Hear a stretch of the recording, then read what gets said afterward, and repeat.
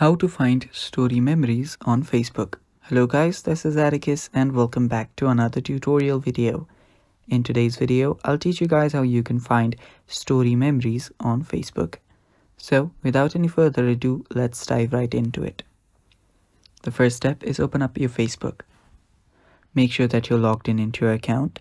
After you do that, head over to the menu on the bottom right. Now, tap on the gear icon on the top right corner. Now you're on your settings and privacy. Scroll down all the way till you find your activity.